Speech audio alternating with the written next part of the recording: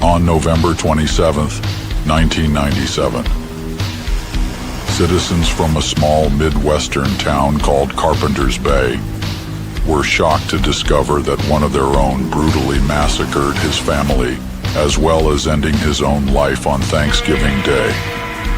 Dubbed the Thanksgiving Day Massacre, this horrendous crime would forever tarnish the good name of this peaceful town. However, underneath this story lies a dark secret.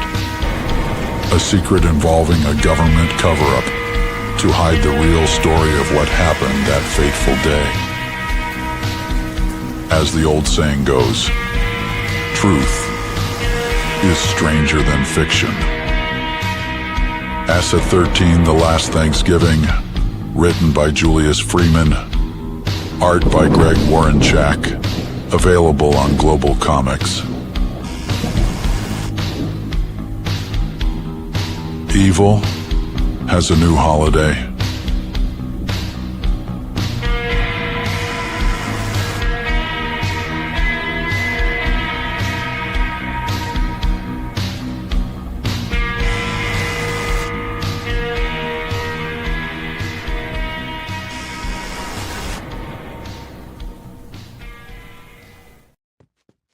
It was an ordinary night during an ordinary jog when Matt Guerra stepped into his destiny.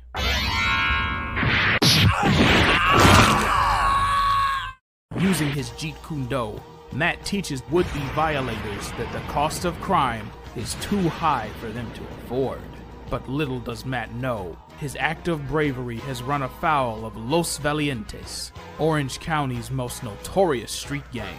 The head of Los Valientes, the mysterious dreamer, decides to make an example out of Matt. And amidst a brutal game of tit for tat, where anyone could get caught in the crossfire, Matt Guerra must bring an end to Los Valientes' wave of crime before his loved ones pay the ultimate price for his heroism. Matt Guerra is the Ghetto Dragon.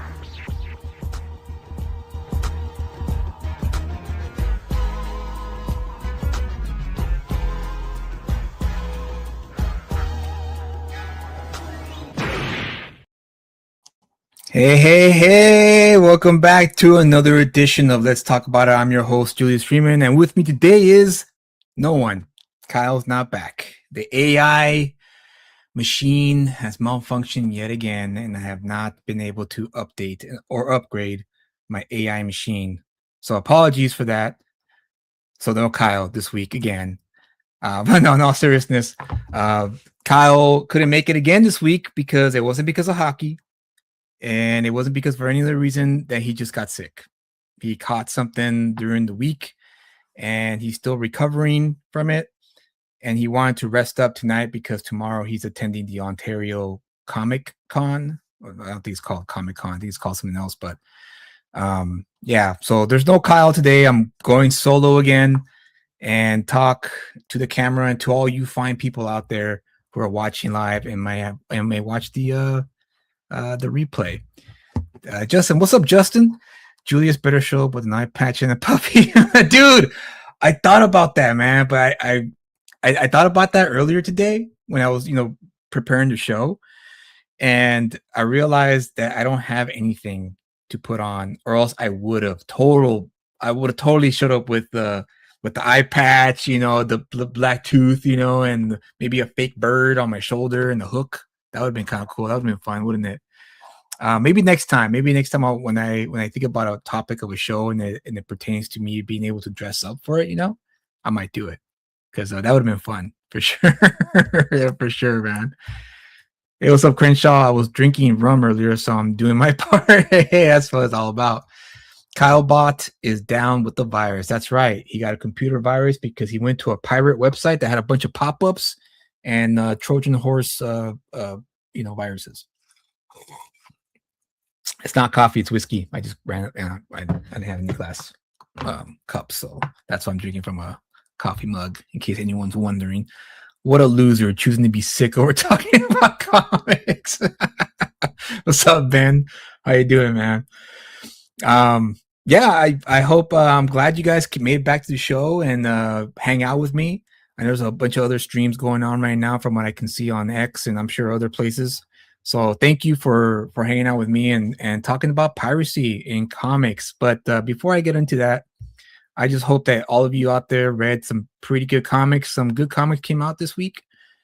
I picked up the latest issue of Absolute Batman, and yes, I picked up the issue that was damaged. Yes, I'm sure you guys know or read the news about the special, I guess, covers bent the spine of the regular covers for cover A issue, and big old, nah, I guess not controversy, but it was one of those things where the news came out and people I guess stores are going to get credited for the second printing of Absolute Batman. I still picked up my copy because I don't care too much. I'm not a speculator, so it didn't hurt me. It's not going to hurt me because I buy the comic because I like the story.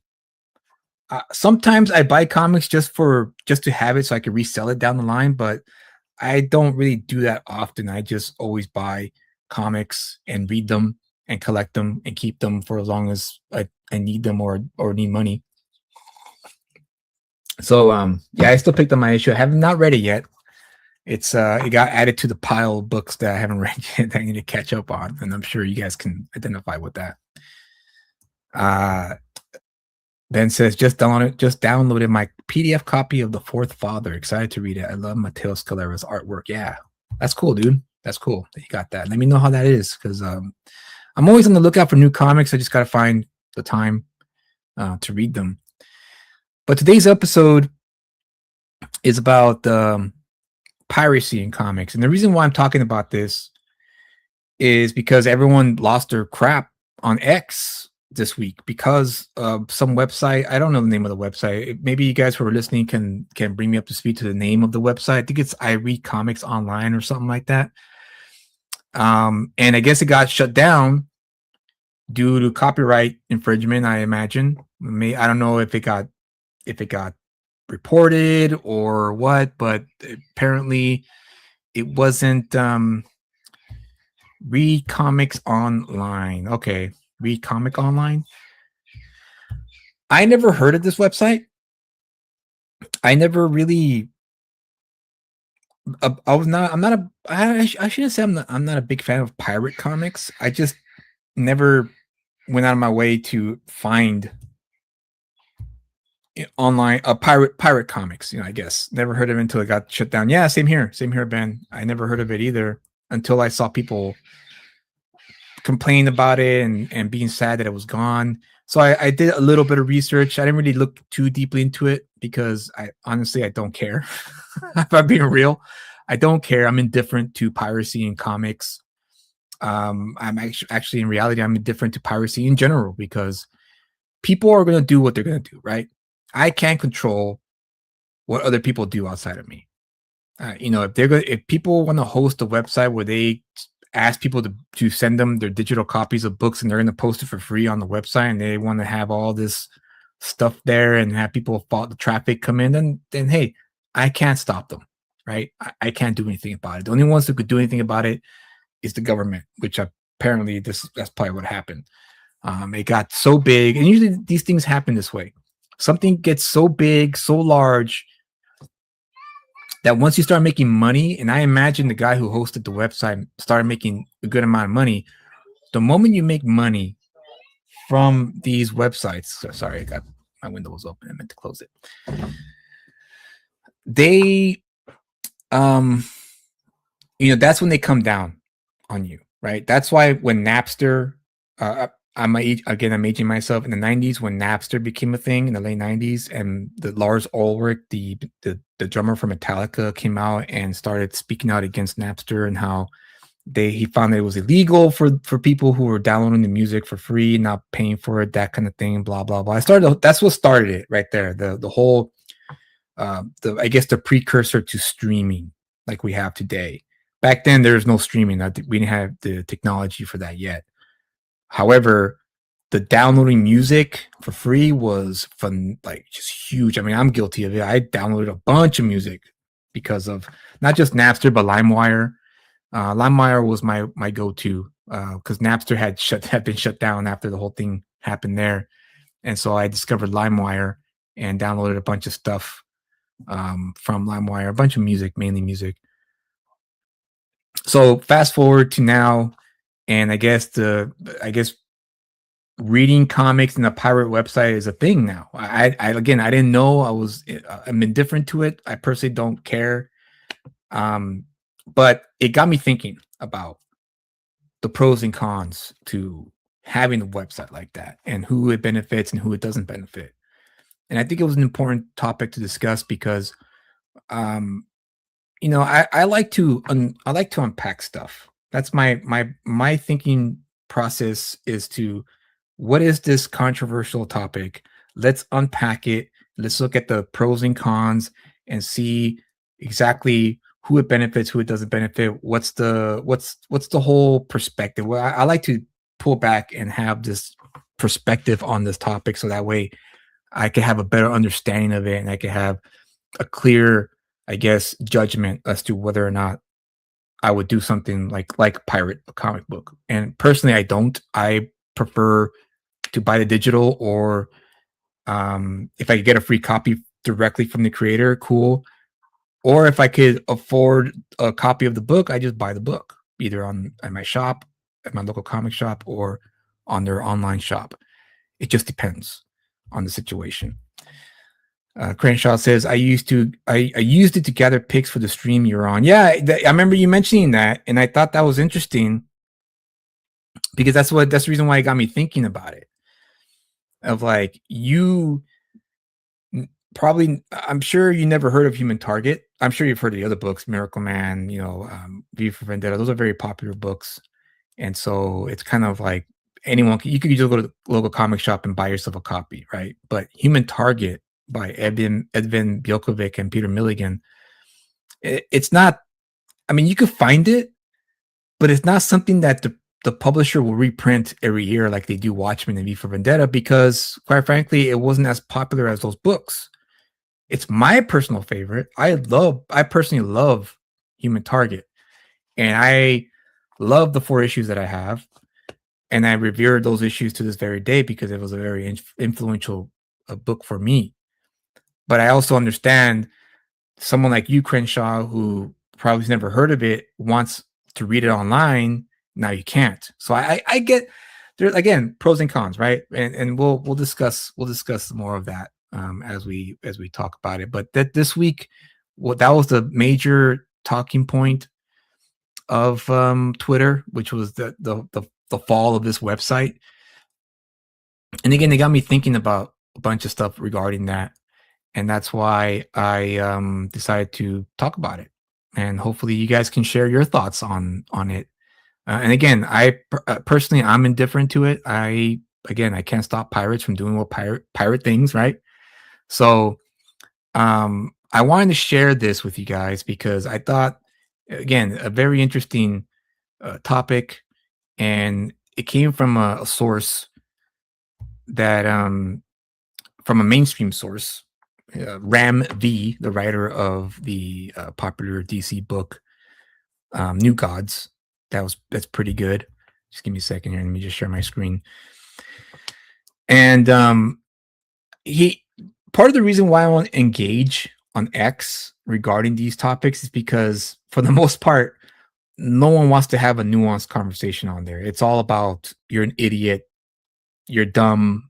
That's the reaction you get from that, which is why I like doing this. I like doing live stream. I like talking because there's cadence, there's facial expressions. You can hear the tone of my voice, and it's very, I guess you could say, disarming to have just a conversation, even if it's a heated one, right? If Kyle were here, he and I would be having this conversation, but since he's not here, I gotta talk to you guys directly. So, give me a second. Let me just share my screen here real quick. I'm going to read this to you. Where is it at? Why can't I find? Man, I'm like so lost. Don't mind me. It's Friday. It's Saturday. See, it's Friday. All right, here we go. Okay. So Ram V, here he is, Ram V. Now he wrote, "It's a lie, it's a lie. It is a lie sold to you that pirated reading is draining wealth from creators. There are more instances of fully employed artists, writers, ending careers with nothing to show for it. Your work being read online is a much smaller problem than predatory publishing practices." And this got a few, back and forths with some people. Some agreed, some didn't. I'm not gonna go through all of these, but he he has a point. He has a point here. Oh, here we go. Here's his original tweet. I didn't read that one. The comic book piracy discourse has made its way to my doorstep. Was discussing with a comics adjacent friend who wanted my thoughts on piracy in comics, specifically mine. And weirdly, though I have thought about it, I never articulated it up until today. But first, a little history. Okay, then he goes on. You could check out his thread. I'm not gonna read this whole thread, but it's pros and cons, right? Now, I'm gonna start with the pros because I think it's important to establish the pros of pirated reading specifically. And the main one, the first one that came to mind when I was thinking it over today, is exposure. And exposure, right? How new readers can find your work. Crenshaw mentioned that he gathered pictures from the website for our stream when I was a guest on this channel, and he wouldn't have found those images, and he found good images too. He found some really good pages from that website when he showed off, the images when he and I were talking about it. Which, by the way, you should check out his channel. The interviews on his channel, I'm sure you can find it there in the thumbnail when you enter his channel history. So, since he didn't know, he had two exposures, right? He had from me. I told him about the book, so he was curious because someone like myself who recommends a book like that, you never heard of it, you're curious, right? I'm the same way too. When someone else recommends a book, I never heard of it, I go look for it and I buy it because it looked interesting to me. So exposure. Now he was exposed to Human Target. And now he may, I don't know, Crenshaw, you may want to confirm this with me. Do you want to buy the copy now that you've seen some of the pages, now that you've checked out the book on that website? Because that'd be interesting to find out if you are willing to buy the book, or if you already read it, what's the point of buying it, right? Because I know that's a lot of the thinking of a lot of these readers. They go, well, I already have the PDF on my computer. Why am I going to buy the copy? But nothing beats physical, right? For me, I have digital copies of comics on my computer right now, but I never read it from my computer. Maybe on occasion, if I'm bored, I look on my phone, I could read comics on my phone, but I really prefer the physical copy. That's just me. I'm born from a different generation, so I'm used to books, and I prefer books over digital reading. Because I'm already exposed to digital screens all day anyway. Why on earth would I want to expose my eyes to more digital screen time while reading comics? So it's one of those situations. But let me know, Crenshaw, if you would buy an issue. But that's again, exposure. Now, me personally, if say someone pirated Vigilant Fury or Acid 13 or Reset Protocol, Ghetto Dragon, whatever, and let's just say it led to a whole array of readers going, wow, these stories are pretty good. I kind of like these stories. It more than likely will lead to them looking up who I am, finding my online shop, and maybe possibly buying a physical copy of the book because I liked it that much. And I feel that's what happens most of the time when it comes to comic books, comic book readers specifically. But then again, I don't know. It'll be curious to find out, if anyone who does download pirated books from pirated websites, if it converts to a sale. That would be interesting if that's the case. But I feel like it does because that's what I do. If I have a friend who has a PDF copy of a book and they lend it to me, they've emailed me the copy, I would buy the physical copy because it was so good. I want it in my collection. But that's just me. I can only speak for myself. I can't speak for anyone else but me, right? So personally, yes, I would. If someone gave me a free PDF and I liked the story that much because I checked it out, I would go and find a physical copy to buy it. So I'm a convert. I guess what you call a convert buyer. So if I get something for free digitally, and if I like it enough, then I'll buy the copy. So there's that. It's a chance for indie creators, specifically indie creators, because the corporate stream publishers, they have more to lose. Because they actually own the IP. They copyright it, they trademark it, they do everything the legal way, like the way you're supposed to. Technically, everyone's supposed to be doing that. Anyone who goes out there and produces a comic book independently with no publishing, you should always be trademarking and copyrighting your stuff, because that's how you get the residuals, right? That's how you get the stuff, the money, or rather the revenue that may come after. Like, say you release a book, but for whatever reason, 2 or 3 years down the line, someone finds it and it goes viral. You have the rights to that book. You could publish it, you could republish it again if the demand is there. That's the upside to your indie book that only maybe 20 to 50 readers were exposed to, could potentially be exposed to 10,000 people who check out this website. And, maybe they contacted each other through Reddit or X or YouTube, whatever. So there's the potentiality of pirating books that eventually could convert readers who don't know who you are into fans and buying customers. It's like a weird parasitic relationship in a lot of ways, but it could be totally worth it if you're in the right place at the right time. I remember a story. I think it was Underground. I think that was the name of the series that was published by Image Comics. Let me look it up, and then I'll share the screen so that way you guys can check it out yourself. I think it was called Underground, and that book was published by Image Comics. I forget what year. I want to say the early 2000s. Hold on, let me just look it up real quick.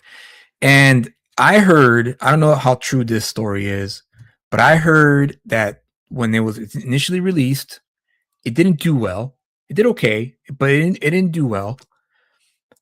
But the creators of that series discovered that the sales went up for some reason at some point. I don't know when it happened that way, but apparently, again, according to the story, okay, it's a terrible image that I downloaded, but I mean, it's just an example. But that's the series right here, Underground. This is the series I'm talking about. Yeah, I think it was a 4 or 5 issue limited series published by Image. Like I said, it didn't do well initially when it was first released, but it ended up in a pirated website. I don't know if it was the one that got shut down or if it was a different one. I have no clue. But Jeff Parker, I believe it was either Jeff Parker or Steve Leiber. Apologies for butchering your last name. I don't know which of the two gave the interview, but they mentioned that due to the books being pirated to that website, their sales eventually did go up. It actually became like a sleeper hit because of this book being on that pirated website. And guess what, guys? I also bought the issues because I was curious to see what the story was. But it was pretty good. It's a pretty good story. It's been years since I read it. I think I only read the first issue. It's all right. But it's just, again, it just goes to show you just never know with these things, right? It could be very beneficial for your book to be in one of these pirated websites if you are an indie creator, potentially. Crenshaw says, I would be more inclined now to pick up Human Target or Viva Vendetta since browsing it for images on that site. There you go. So you are also a convert buyer, I get, for lack of a better term. And I'm glad to hear that, because given that our industry is suffering really bad sales wise, it's nice to hear that readers still look for new stuff, and it's just a matter of putting it in front of their eyes, right? For the most part. Ben says, just my opinion, it's beneficial for the independent creator, but not for the big publisher. Like finding a unique band you never heard of versus listening to the new Ariana Grande album. Dude, you're right. You're right. The bigger publishers, they hate it. They hate the piracy because big publishers just want money, right? They want money. That's all they want. Revenue, money, money. They don't care what they put out, so as long as it makes money. They don't care, right? Indie creators, we care about exposure, right? We just want exposure. We want more people to find our stuff so that way we can hopefully make a living doing what we love. So it's like a opposite, right? So me, like if any of my books ended up in the pirate website and it ended up converting to sales and also fans, then great. I don't disparage people who go to pirate websites, because again, people are in control of their own lives, right? You get to choose how you want to approach things. I can't tell you how to approach it. I can't tell you what to do because I'm not your dad, right? I'm not your dad or mom. I'm not anyone. I'm not your guardian. You're a grown adult. You could do what you want, right? So, it's yeah, I think that's right on the money, Ben. The bigger publishers, the bigger companies, the corporations, the corporate streams, as I call them, not mainstream, corporate stream. Yeah, they of course they hate it because to them, in their eyes, you're taking money away from us. But to the eyes of maybe like me or another indie creators, kind of like, well, you're giving me more readers, so I'm okay with it, But it depends. It depends on the person. Again, I'm indifferent to it. I don't care either way, because people are going to do what they're going to do. Hey, what's up? What's up, Jason? I started buying the new Moon Knight, dude, reviewing it from a pirate site. Well, there you go. There you go. I mean, that's another example of that, of a convert reader. You read it on the pirate website, and then you went out of your way to purchase your copy. Hey, what's up, Genuine Comics? Good to have you, man. I'm glad you're here to checking out, hanging out with us and talking shop. By the way, guys, I just want to let everyone know this coming Sunday, I will be on Genuine Comics YouTube channel. We're going to talk about Acid 13 and other cool stuff. So I'm looking forward to talking with him and hanging out with him again. It's been a few years, actually. I think the last time I was on the show, I think I was promoting Vigilant Fury. I think that was the last time I was on there. So yeah, I'm looking forward to be on the show. So make sure you keep your eye on that. This coming Sunday, I believe it's 2 p.m. Eastern time, if I remember correctly. So make sure to check out his channel, subscribe, and hit the notification bell so that way you guys won't miss the show. Or if you do miss the show, you can, catch the replay. So that's one, the pros, right, is exposure. I think that's safe to say that the exposure, there we go, 2 p.m. Eastern time. Thank you for confirming that. So yeah, so it's a pro, right, for the indie creator. It benefits the indie creator more, the smaller creator more, because I don't want to read Ram V's entire thread, but there was one person during the back and forth he was having with some people, and I thought it was funny. Personally, I found it funny. He was going back and forth with somebody, and some smart aleck told him, "Oh, I'm so happy that you condone piracy. I'm gonna download, your book for free," as a kind of like a gotcha, situation. And I thought Ram V had the best answer to that very snarky post. And he said, "Oh, great! I'll just add you to the statistic. Statistic." And of course, the guy responded with, "What do you mean by that?" And he says, "I just added a new reader to my library." And I thought that was a great answer. And And again, it's just one of those things. What do you know, how do you react? Do you hate your fans? Do you hate readers for doing it? Because I personally, again, I'm indifferent to it. I don't care either way. If it creates more fans or readers for me, cool. Because at the end of the day, again, only speaking for myself, I would love to do comic books full time.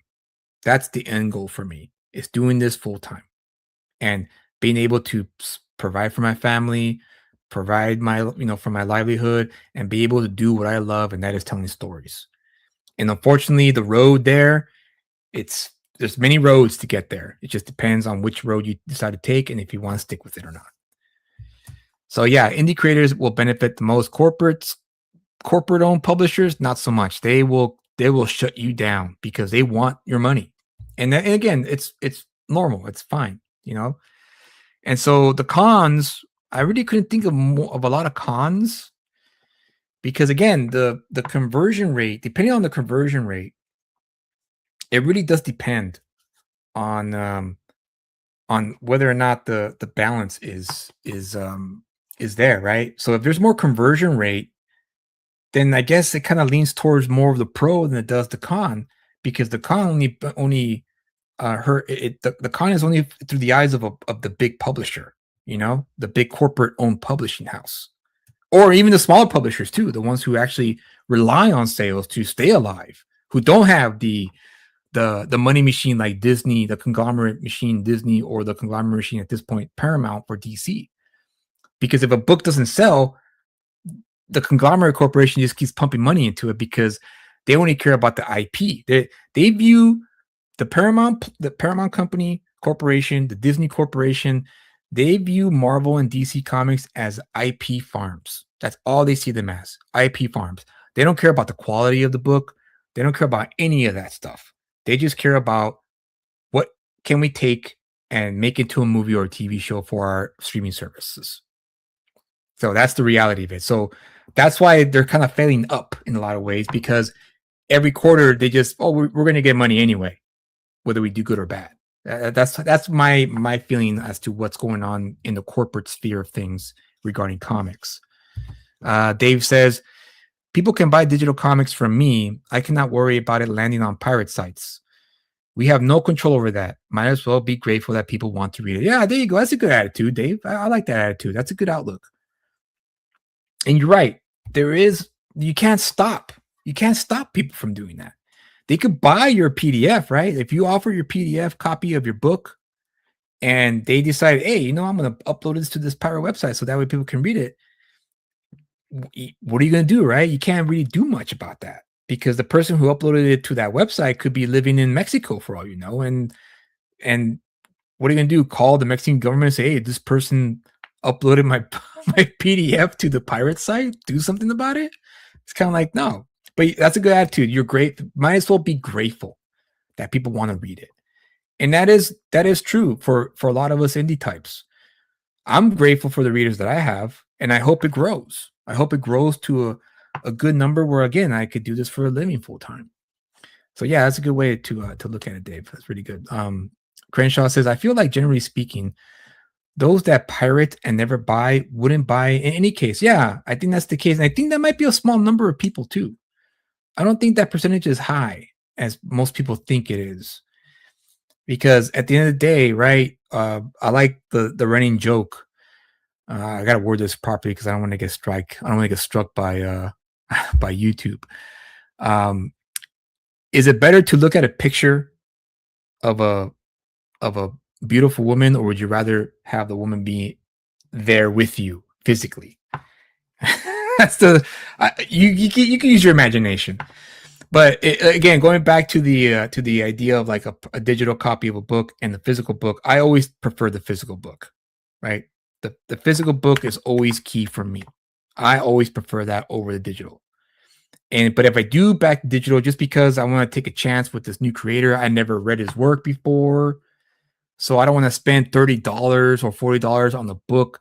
This is an example for crowdfunding, by the way. I don't want to wait a year or two for the book. So might as well back the PDF so that way I can read it and see if this person's worth more of my money and time. I don't have the option so much for the mainstream books or the corporate stream books because they don't really offer digital. I mean, they do, but they charge the same as the physical, and I prefer. Well, I'll just buy the physical because I don't know why they charge the same price for the digital, as opposed to the print. But whatever, that's their practices, not mine. And so, yeah, that's a risk, I guess, Crenshaw. Like you said, it's you might have some of those people who will never buy your book because I already got a copy. I read it. I'm not gonna buy a copy.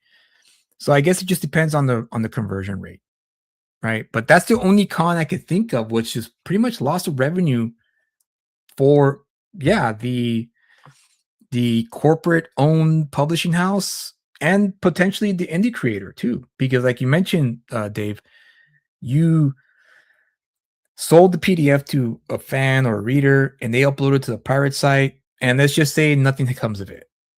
Then a whole bunch of people are reading your book for free, and yeah, like it's nothing happens. Like you don't get any new readers or anything like that.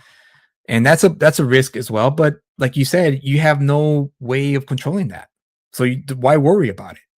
Because at the end of the day, you still have to go on your YouTube channel and promote your books. And that's what you've done. That's what you keep doing. And that's how you get new readers too. So I feel like the more we hustle, the more we put ourselves out there, then it'll still work itself out. Because at the end, people always determine buying someone's book by the way they present themselves on their channel, right? I think that's fair to say. Oli, what's up, dude? Man, long time no see, man. I hope everything's well with you, man. You've been MIA for a while. Hopefully we can stream again sometime. I always like streaming with you and Ray. I miss you guys. Hopefully you guys can get back to it. Dave says, this is why personal branding is important for indies, establishing a relationship with an audience. People often support creators. To others, your book is just another book to read from pirate sites. Yeah. Right on the money, Dave. And you're right. It's very important to build your personal brand in the indie scene, because that's the key for the future for us indie creators, because we can't compete with the mainstream, right? We can't compete with the monthly releases like Marvel and DC and Image can do. So the only thing we can do to compete is be present, right? Is to build up the personal brand, be present on your social medias, and just push as much as you can until you find yourself a nice fan base, right? That can help sustain your indie career. And that's the key. That's the key to it. And like you mentioned, a PDF is also something that should be an option. I think every indie creator should always have an option for PDF. Because you'd be a fool not to pursue that, because like I said earlier, right? If I discover a Kickstarter, or say for instance, Dave, I find your website or I find your online shop and I like what you posted on your X, or I happen to come across one of your videos on YouTube, and I was like, oh, I kind of like what this guy's selling. It's pretty good. Like I looked right up my alley, whatever. Right. But I don't know if he's any good. Because I've been burned before. I overpaid for some books and I read them and they weren't very good. But if you have the PDF option, great. That's a segue. That's a way in to see whether or not you're worth the time and the investment to keep buying the physical books from you, be it crowdfunding or your online shop. And that is key. You're right. Personal branding is key to it. And PDF sales are very important. And I think we should not, especially indie creators, we shouldn't hold back selling our PDF copies of our books, because that's a potential loss of a new reader. And that's the reason why I personally, if you sign up to my Substack, my free Substack newsletter, I offered a PDF for free. Because again, it's a opportunity to build, right? To build fan base, to build the readership. Maybe no one's ever heard of Julius Freeman. I don't know, but if you sign up to my Substack newsletter for free, you'll get a free PDF. So you could check out the first, book that I'm releasing, Asset 13, which is currently on pre-order at my shop, Elusive Comic Shop. If you sign up from now until June 9th, not only will you receive a free PDF of Asset 13, again, you don't know who I am. Maybe you're a new reader looking for something new, and you don't know what I'm all about. You don't know if I'm any good as a writer or creator. Then just take a shot. You can always unsubscribe whenever you want. There is no contractual obligation, where you have to be a member for a month. No, you just sign up, you get a free PDF. And not only do you get a free PDF, you also get a complimentary 15% discount off the physical copy up until June 9th when it expires. And I will be fulfilling this book by the end of May. And as you can see here, I have other books in the works that's going to be released. Next book will be Samuel Zeon that I'll be releasing within a month or two. Then Vigilant Fury will come after, then Reset Protocol, and then finally Ghetto Dragon. And Ghetto Dragon is going to be something. I have something cool planned for that, but not just for that project, all the projects I have here. And so I'm hoping that you guys will, not only you guys, but also new readers will come around. But yeah, here it is. My Substack's right here at the bottom. You just sign up here. It'll take you right to my Substack page. You'll get an automatic message with the discount code and the free PDF, complimentary PDF of Asset 13, The Last Thanksgiving, which is available right now for pre-order. So get your copies.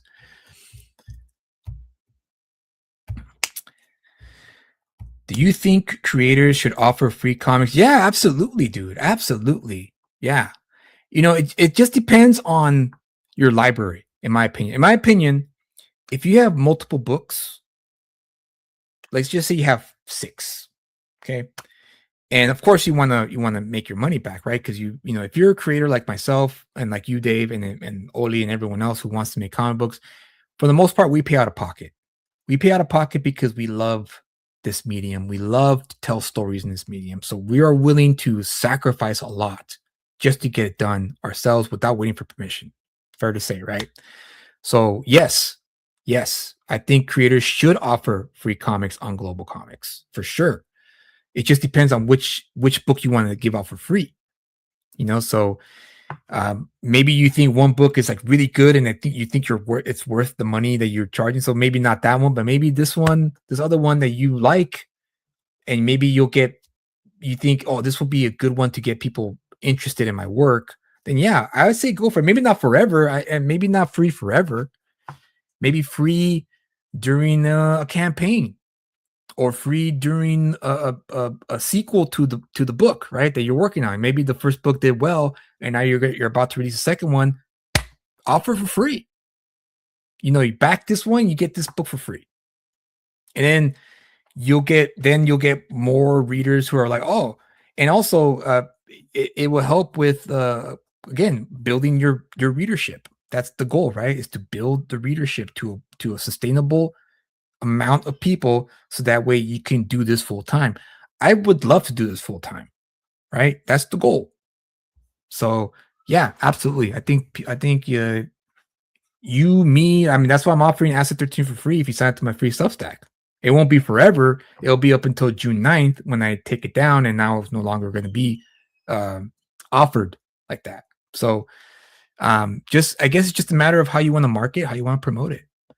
And I'm learning as I go. I'm not really following any kind of formula or script. I just kind of making it up as I go when it comes to marketing and promoting, because I work better that way, in my opinion.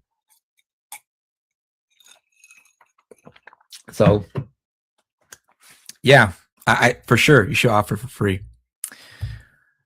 And yeah, my final thoughts about the piracy thing. I think it's a good thing for indie creators. It could potentially be a great thing for indie creators, because it could lead to an exposure of more people who are looking for maybe something that you're writing, something that you're producing.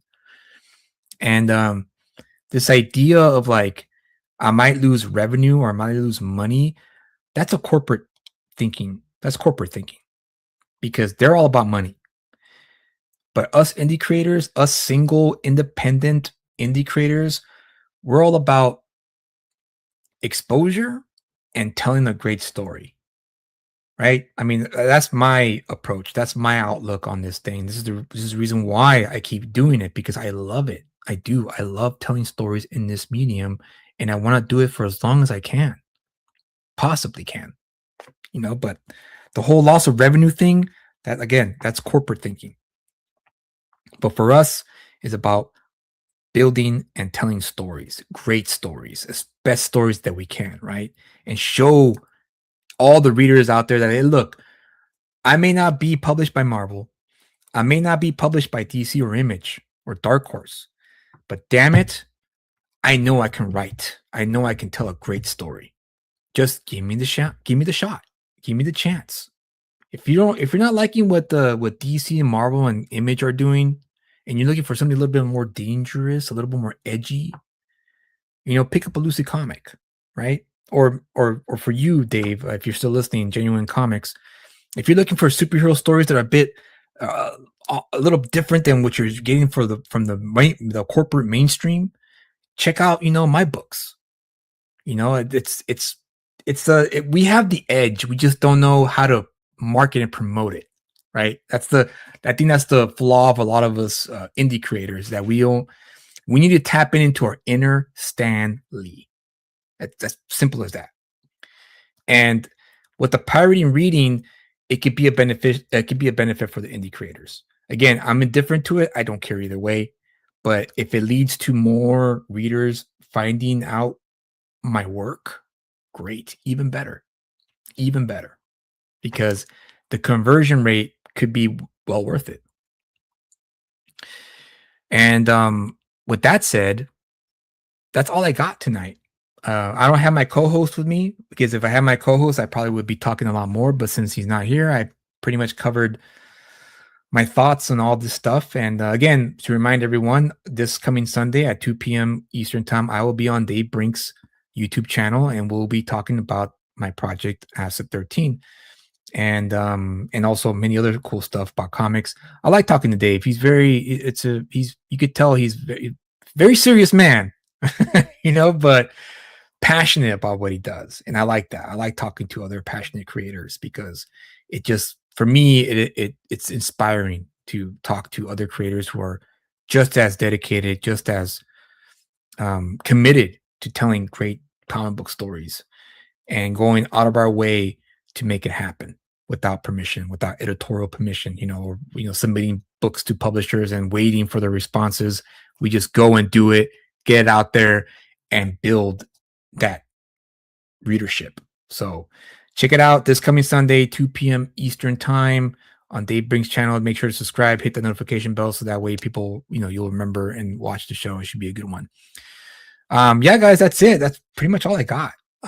Normally we would do Is It Worth the Pickup at this point, but since, again, my co-host isn't here, he's under construction with the AI bots.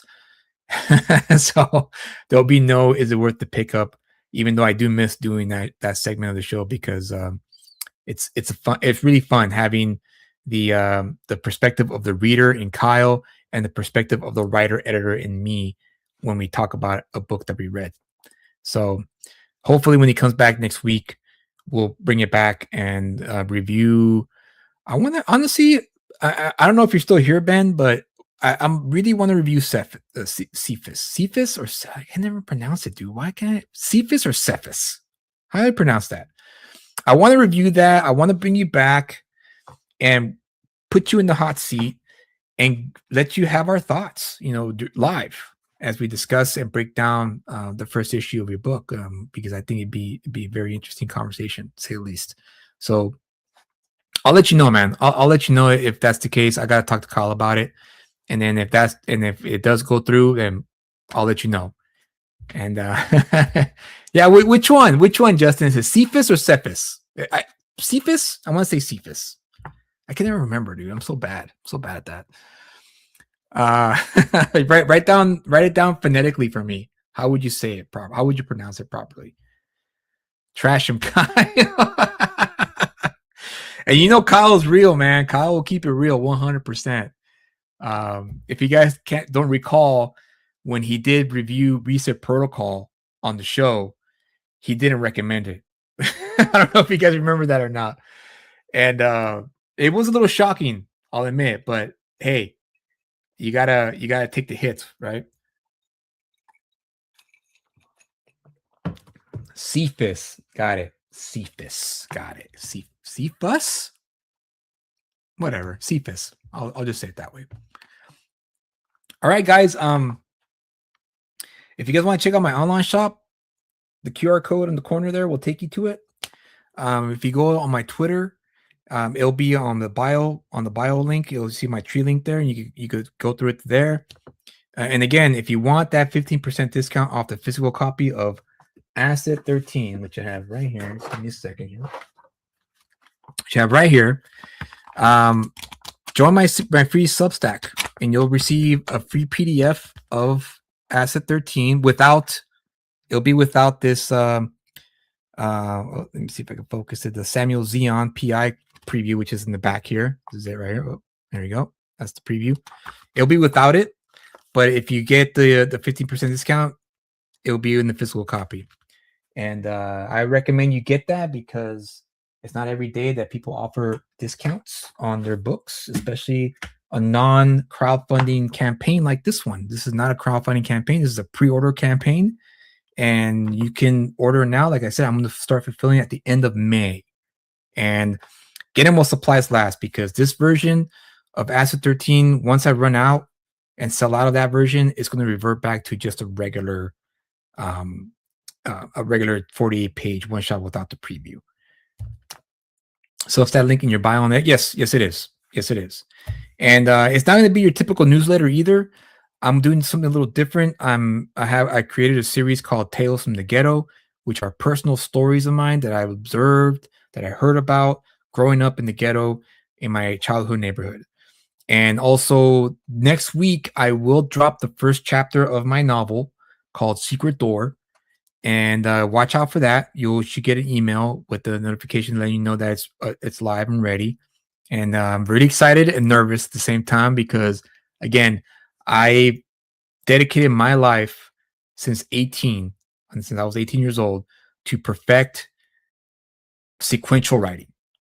Right? That was my primary focus.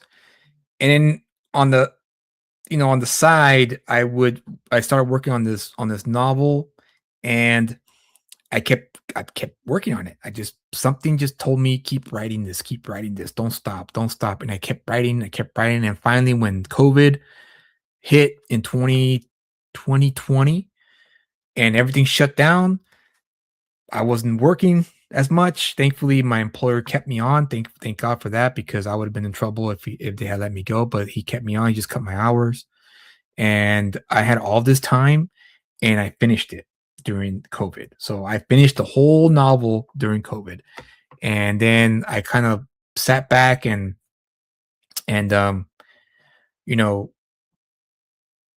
waited on it. And then 3 or 4 months later, I reread it to fix it little by little. And that's what I've been doing ever since then, since 6 years ago, when I finished it. So I finally feel ready to actually show it to you guys. So keep your eye out for that. First chapter of Secret Door, a new installment of Tales from the Ghetto will come out this coming week.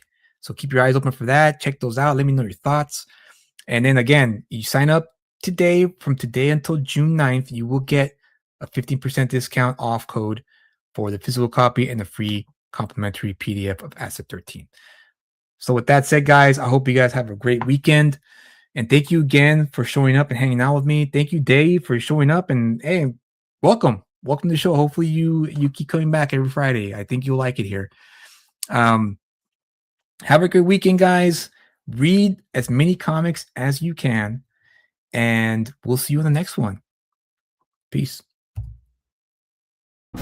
On November 27th, 1997, citizens from a small Midwestern town called Carpenter's Bay were shocked to discover that one of their own brutally massacred his family, as well as ending his own life on Thanksgiving Day. Dubbed the Thanksgiving Day Massacre, this horrendous crime would forever tarnish the good name of this peaceful town. However, underneath this story lies a dark secret.